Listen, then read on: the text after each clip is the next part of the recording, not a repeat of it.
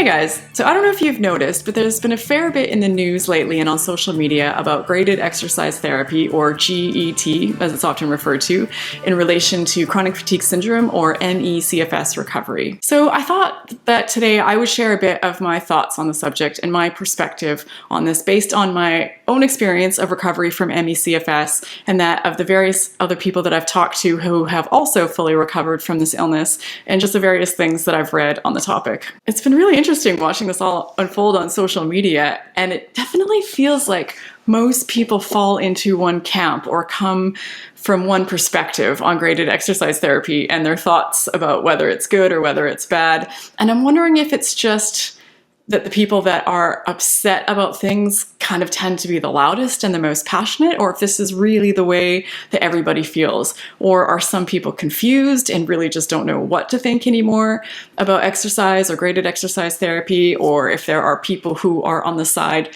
that are in support of it. I'm sure there are, but maybe just don't feel like it's a good idea to speak up right now because they don't know how people will react.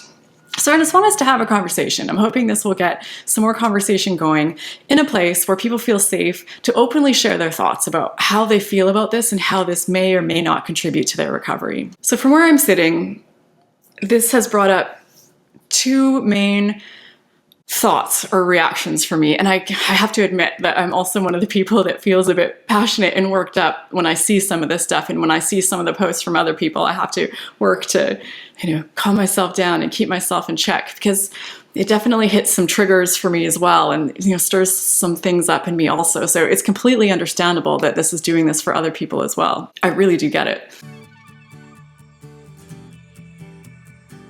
So right now, I know that GET has been removed from some guidelines. In some ways, it feels like a step in the right direction, and in some ways, for me, it also feels like a giant step backwards. And here's why. So for me, if you've seen any of my videos, you know that exercise has been a big part of my own ME/CFS recovery. And I get why people struggle with it, because I struggled with exercise for years and it always made me feel worse and set me back, and it just felt impossible. But it turns out that for years I just had a really not good approach to it, and I really didn't understand how small I had to start and the importance of slowly building up strength, holding that for a bit, building up some more, and going very gradually with the whole process. So when we flat out remove graded exercise therapy from guidelines and tell people that it's bad, I think it creates a barrier to treatment and recovery for a lot of people. And as I understand it, graded exercise therapy over the years has had many different expressions. Part of the problem, I believe, is that we throw around this term, GET, to mean what? It feels like we throw this term around to mean any kind of exercise. When some people hear graded exercise therapy is bad or GET is bad, it means all exercise is bad, because we use this term, many of us, just to talk about exercise, any kind of exercise. And any kind of exercise is not GET. I think we think that any exercise that is slowly building is graded exercise therapy, but that's all exercise on the planet. That's how everybody I know exercises. You do some, then you build it up and you do a bit more and you do a bit more and you slowly get stronger. So just because someone is on a gradually increasing program, or maybe not even a program, they're just exercising, that's not graded exercise therapy. I suspect that people get really upset hearing about GET and really happy to hear it being removed from treatment plans, because they've heard the stories of the people who did GET programs that were just, it sounds like just bad, like just wrong. They were programs where they're forcing people to do way too much, and that might have only been 5 minutes, but 5 minutes is way too much for many people. And to not listen to their bodies and to not individually tailor it to people. And this was making people really sick, and this was setting people back, and this was dangerous, and it was doing a lot of harm.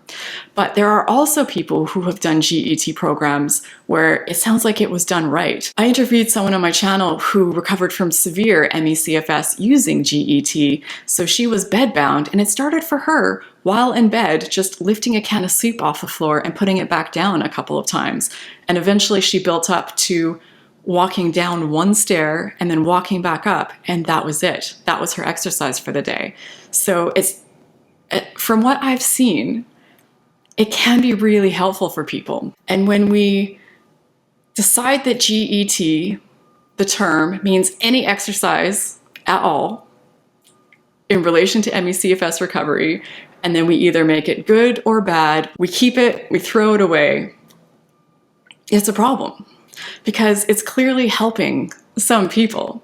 Now, I never actually did any kind of graded exercise therapy program, and people often refer to what I did as graded exercise therapy, but I've never been through it. I've never worked with any professionals. I don't know exactly what their program looks like. I just created my own exercise program for myself, which was a very small, gentle, incremental program that worked wonders to pull me out of this illness. Here are a few things that I know for sure. Exercise for me was hugely, hugely helpful, and I don't think that I could have recovered without it. And I know that for many other people that I've talked to, it's been hugely helpful. And even the people that I've talked to who have fully recovered, who say that, oh no, exercise wasn't a part of my program. I tried exercise, but that didn't work for me. It just made me feel worse. And then when they slowly tell me about the things that did work, and they share things like, oh yeah, so then I started going for walks, and then my walks slowly got longer and longer. And then while I was on my walks, I'd start swinging my arms in circles and just adding in more stuff. And that's exercise. So even many people who are saying that exercise was not a part of their recovery, when I listen to their stories, it's clear that it actually was. So we've clearly got a terminology problem here. One with the term GET and using it just to refer to any exercise that people do while recovering from ME/CFS. Because quite a few people have shared with me that, oh, I tried GET and it didn't work for me. But as far as I could tell, as far as what they've shared, they never did any program, they never got any training, they never had anyone helping them or guiding them or teaching them how to do this. What they actually just did was tried exercising, and it sounds like it was too much and it made them feel worse. And from that, they've deduced that graded exercise therapy is bad, even though most of us don't, myself included, even have an understanding of exactly what that term means or what a GET program would look like. And the second terminology problem we have is just with the word exercise. So we're thinking, no, exercise doesn't help me recover. I tried that, it doesn't work. What does work for me is going for walks or doing gentle stretches or swinging my arms around in the air and slowly adding on a little bit more. So we need to recognize that that's exercise. And at least in my experience with ME/CFS recovery, that is the exercise that helps people, or at least some people, or at the very least me and a few other people I've interviewed. There's a really great book out there called Undo It: How Simple Lifestyle Changes Can Reverse Most Chronic Diseases. And it breaks down in detail how movement and exercise is necessary for survival. And the only time in our lives for us to be completely still, the only time we do that is actually when we're dying. So when we are not moving, when we are just laying around all day, we are sending the wrong signals to our brain. So we need to get up and we need to move in whatever way is safe and gentle and appropriate for us, so we can send those signals to our brain, so our brain knows that it's time to thrive. And I also think most of us appreciate that our lymphatic system needs some help as well. So it's our body's sort of garbage removal system, to put it simply, and it doesn't have a pump, so it relies on us to move and do various things so that it can move. So without movement, this lymphatic system that is so important for our immune system and for our health and survival can't do its job. So there is a ton of science out there backing up how movement is required for healing. And when we hear that GET is bad and we decide to throw it out, I just hope that that doesn't create a situation where there are a lot of people who are suffering and struggling and left thinking that they need to lay in bed all day, waiting for some designer drug or some pill that they can take that's going to help them get better. And maybe that will happen, but it does not seem to be the case for most of us. And for most of us, it seems like we need to have movement in our life, and movement is exercise. And one last thing I want to touch on is just guidelines like this in general.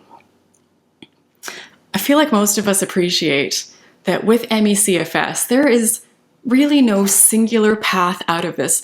The more people I interview, the more I appreciate that there are so many things that we can do to pull ourselves out of this, and that we're all really unique. And as a result, we're going to need some unique things to recover. So when we have these official boards or bodies or committees or whatever they are telling us these are the things you should do or these are the things you shouldn't do, it creates a huge barrier to treatment, because I don't know who out there could possibly know that this one thing is bad for everybody, or that this one specific thing, whatever that might be, is good for everybody. So personally, I'm just really cautious of these sorts of recommendations that are put out by various bodies out there. And I take it all with a grain of salt, because the second thing that I wonder about with this is who is on these committees that makes the rules for ME/CFS recovery, and what makes them the expert on such a poorly understood illness